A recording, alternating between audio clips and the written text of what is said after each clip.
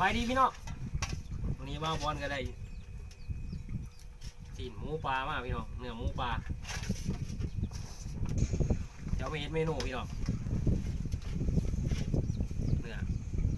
แต่ย่างงามเลยพี่น้องแดงเนื้อหมูปลาแท้นี่พี่น้องสังเกตได้จากคนมันไทยกันที่ไรจากคนก็ดีหนาแข็งเส้นใหญ่เนาะพี่น้องเนาะเนื้อหมูปลาแท้ๆเกล็ดไรเลยจากหนังของเขาเส้นขนของเขาขนยางหนาเลยหนาดกดำพี่น้อง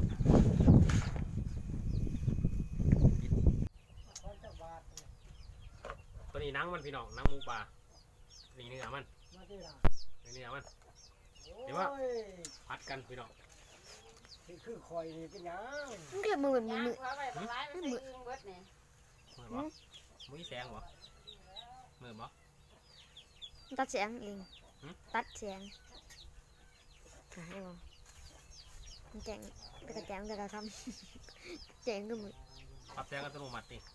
มันปรับแสงอัตโนมัติมันเห็ดกินโอ้อันพี่น้องเนื้อหมูปลาโอ้เนื้อแดงงามพี่น้องน่ากิน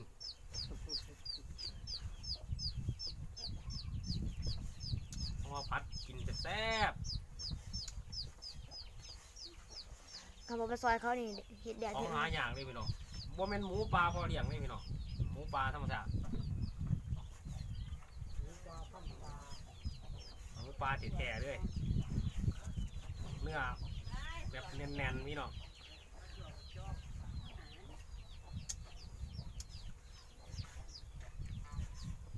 เนื้อแน่นๆเน้นๆเนื้อแน่นๆเน้นๆเลี้ยงไฟเลยมาแต่รักเศร้ารักษาเรื่องยังเดี๋ยว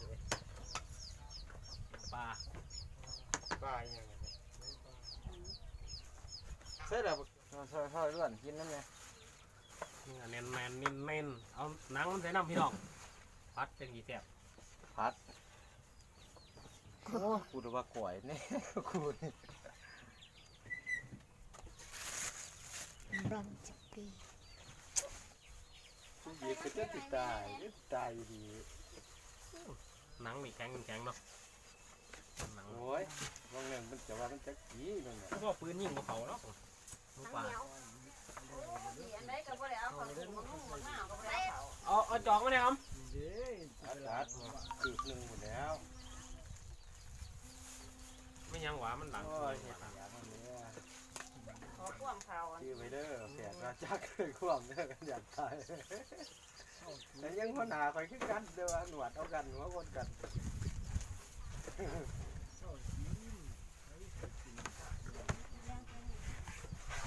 กินไหนได้กินน้ำโคตรเรื่องเดียวแดกก็จะจืดว่ะโอ้ถ้าจะไต่ไปไต่หยาดง้อหอยหยาดไปเอาเนี่ยอยู่เพื่อนกระป๋องน่ะน้องกระป๋องน่ะคุณเอาอ่ะโอ้สาวเอาเฮ้ยอันนี้มันไหนคือครูมันมองคือกันไหนปากแจ้งว่าเขาให้ไก่ยังนี้เดือนหนึ่งพี่น้องนี่ยาขาเสียพอโอ้เป็นผู้ไทยเอาผอมวะนี่ผู้ลงจับกูดูว่ามันเน็ตอีหยังต้มพี่น้องโอ้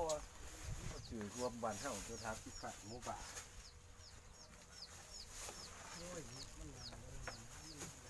ว้ายย้อนนะยังเพิ่นได้ยางดูก็ยังถึงเงินได้เด้อ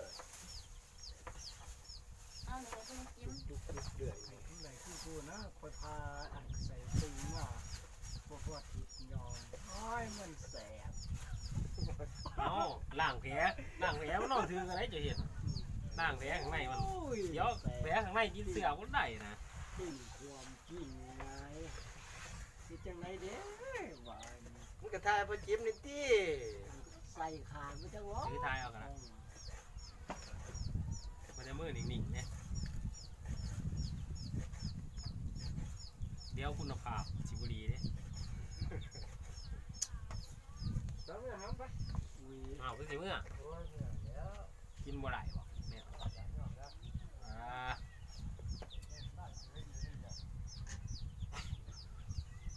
เนื้อโอ้แรงงามเลยพี่น้อง โอ้ยกระเบิดตาเจ้าเว้ย เนื้อแบบโอ้ของธรรมชาติเนาะพี่น้องเนาะสุดยอดอยู่กับนี่แล้วพี่น้องเลย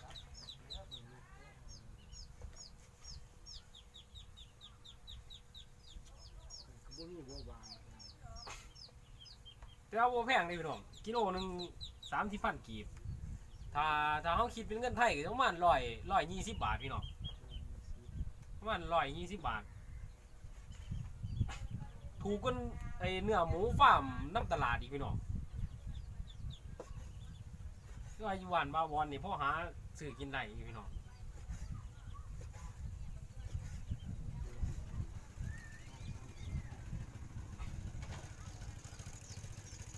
เนื้อหมูอยู่หมูไอ้ฟาร์มตลาดที่เขาขายน้ำตลาดนี่ก็ตกอยู่กิโลหนึ่ง140 506 7-80 บาทคนนี้พี่น้องแค่นี้นึงกันว่าไอ้นี่เนื้อหมูอยู่ตลาดนี่แพงอยู่หมูไอ้นี่นี่ที่ว่าถืออยู่พี่น้อง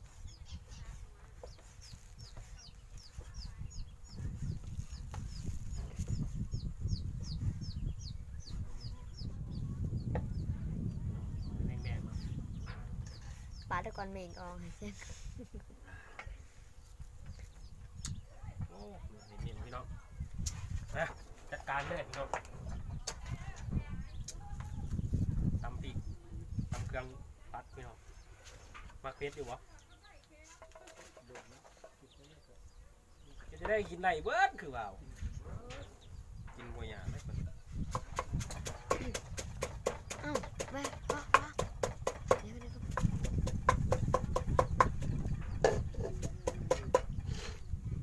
ใส่กระเทียมลงไปพี่น้อง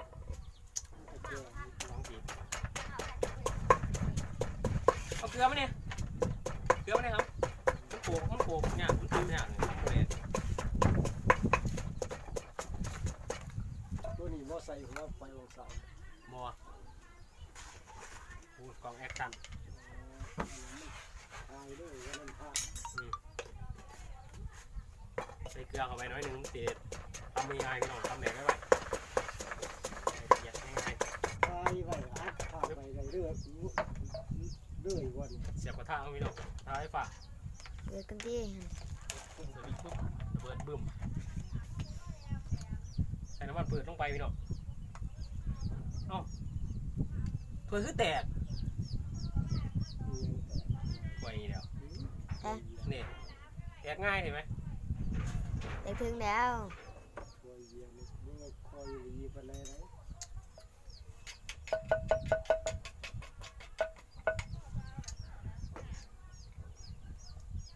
ตัวไม่ปาดแล้ว ใส่ลงไปเนาะเด็ดวะย่านเด็ดวะ โอ้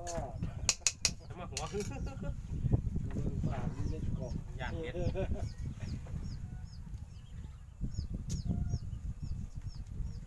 ฉีกใบขี้หูลงไปนำพี่น้อง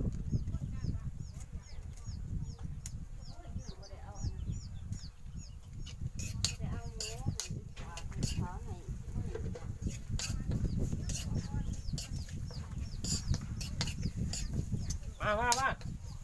กินพัดหมูปลา แม่จะไปไม่หมอล่ะจะไปไม่หมอล่ะ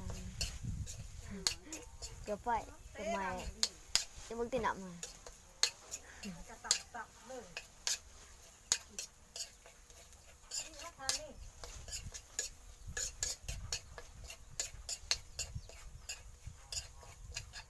เนื้อนี่เน้นเลยพี่น้องเนื้อพวกเนื้อหมูปลาเนี่ยเขาสิบูมีมันนี่พี่น้องหนังเขากับบูมีสันน้ำมันมีแต่สันหนังแล้วก็มีมันติดหน่อยนึงพี่น้องติดน้อยๆสิบูคือเนื้อหมูฟาร์มหมูเนาะเพราะว่าหมูพวกนี้มันเด่นฟิตเนสตลอดเวลาเลยพี่น้องวิ่งออกกำลังกายตลอดเวลาพี่น้องพวกนี้ เต้นด้วย กันเป็นว่าอันก้นกับเป็นแซมนักเพอกายหมดเลยพี่น้องพวกนี้ เนื้อลงไปเลยพี่น้อง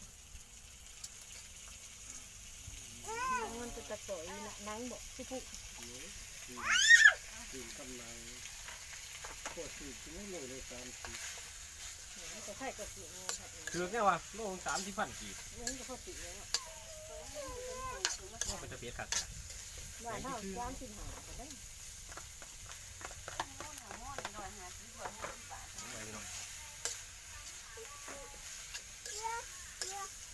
เริ่มหอมห้วยขึ้นมาพี่น้องหอมเครื่องแกง เจ้าอินเดียหรือแบงแบกเนี่ยโอ้ยเดียวแบงแบกมังด่า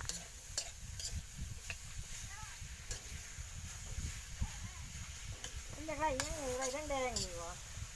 ที่จะบ่วง กัน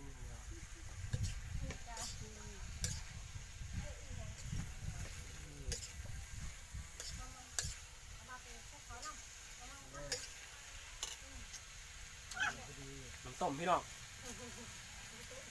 คืออะไรล่ะ น้ำต้มบ่จำกัดดีกีเรื่องของเมืองลาวพี่น้องของแท้เลยใส่เข้าไปว่ามันเหี่ยวสิแตกเลยพี่น้องจั่วเลยเดี๋ยว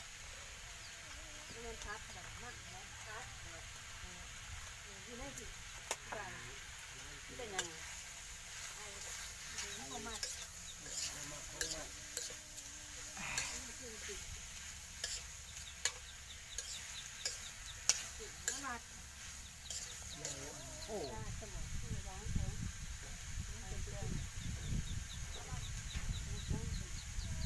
เกลือมีลงไปพี่น้องเขือมีเขือมีถั่วมีมะแข้งเกลือพ่วงนั่นแหละนี่เกลือพ่วงนั่นล่ะพัดใส่กันได้เนาะพี่น้องอันนี้จะเทียมมันเหลือเอาออกมา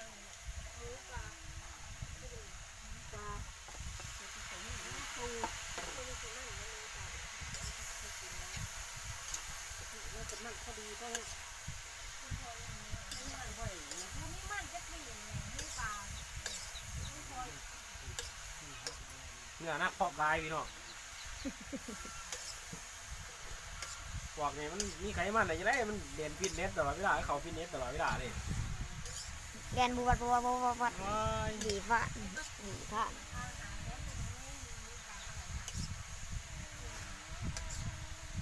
ถึงบ่วงแห่งแดนดีแต่ขึ้นบ่วงขันโค 2 โล60,000กีบ2 โลโลละ30,000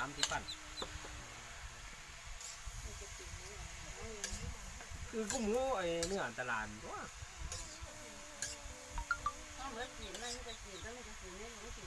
เขาพักขายอยู่หมองเขาเห็นงานอยู่ไอ้สระบุรีไอ้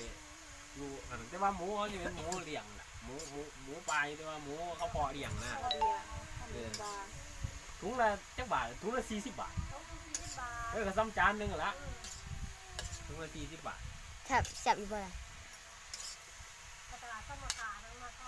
กระทะเขาคือบ่ค่อยหอนว่ามันเนื้อหลายกว่ากระทะว่าหุบสูเนื้อเท่าไหร่กระทะ เมื่อกระทานถ้าใส่ที่ทั้งบ้านเราใส่ไปจากคน นี่คนกับคนเพราะว่านี่บ่ได้กินดอก มันก็บ่หอนจักเทื่อ มา นี่ซุปไก่หยอง ใส่เนื้อแล้วเมื่อหายกระซ่าของเบอร์ก็ใส่ละหายไว้ เย็น ร้อยเป็น40 โลเลย200หัว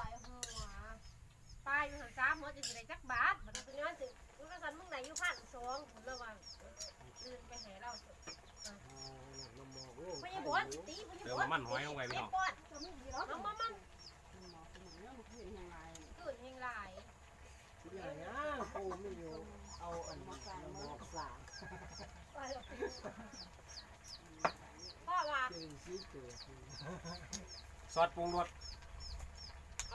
ซอสปรุงรสนี่ก็ขวดน้อยๆจิ๋วๆจังซี่แล้วมันจักแซ่บพี่น้องซอสไอ้ใหญ่หลายมันบ่แซ่บกินนานเบิด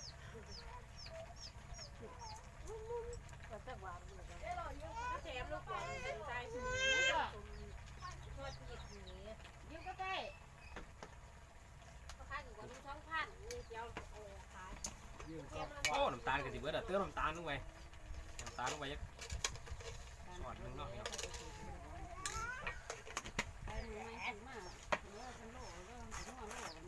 ผงนัวพี่น้อง อยากเลยนะ อยเสียบหน่อยใส่หลายเสียบหลายอยากเสียบไม่เงี้ยก็ใส่ได้หลาย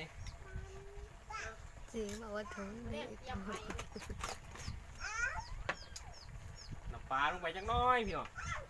ใส่หลายก็เข้ม ที่ถ้าตื่นปากหน่อยมา ใส่หน่อยก็ก้อยกลาง ตอนหน่อยลูก ใส่ปานกลางก็แซ่บ ใส่ผู้ดีก็เสียบซ้ ปากกว้างนี่ไม่ง่ายค่ะสามครับมาแต่กูสุภาพเหมือน ำน้ำปลาเข้าไปตรงนั้น ไม่เงี้ยมันเกี่ยว พอเดี๋ยวมันจะเค็ม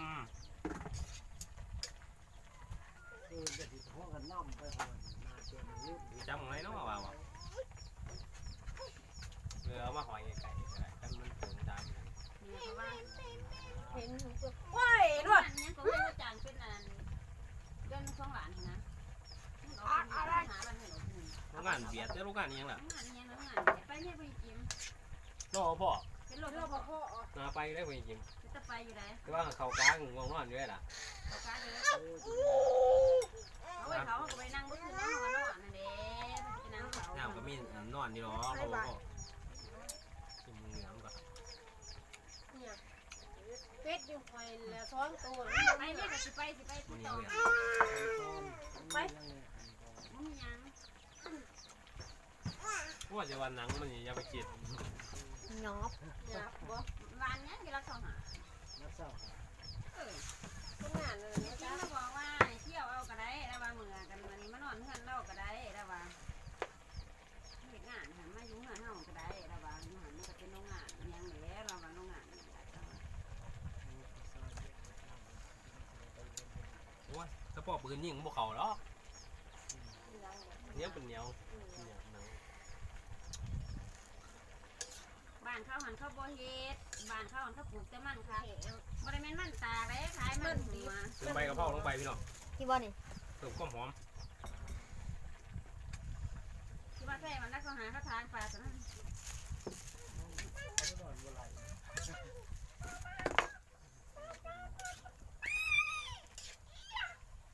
ถ้าว่ายังเห็นจะจอยไปเย็นหันไทยก็สิไปหยัง เอาอย่างนี้ไป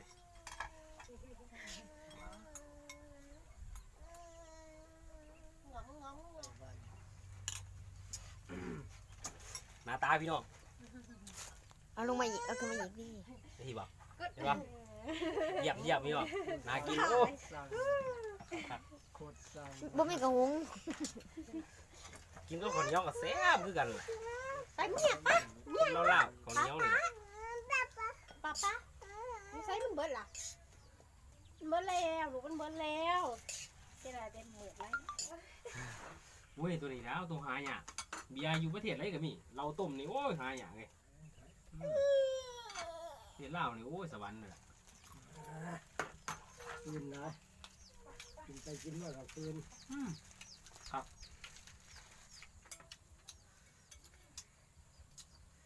จำคนเหนียวใส่พี่น้องโอ้ยคักเลยเนื้อเน้นๆพี่น้องเนื้อเขาก็สีแน่นเนอกก็คือหมูฟาร์มหมูเลี้ยงนี่พี่น้องบอกเลย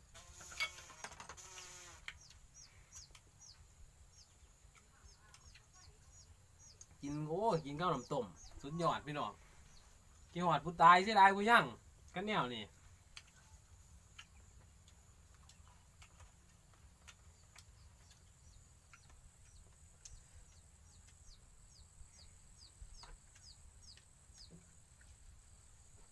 อย่าเพิ่นว่าสุกอยู่ในเมืองป่ามีแต่แหลกกับฝน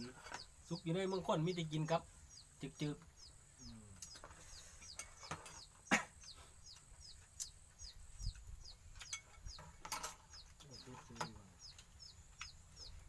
ข้าวเหนียวหอนๆเนาะใส่จำบาดนะครับโอ้ยไม่นานแล้ว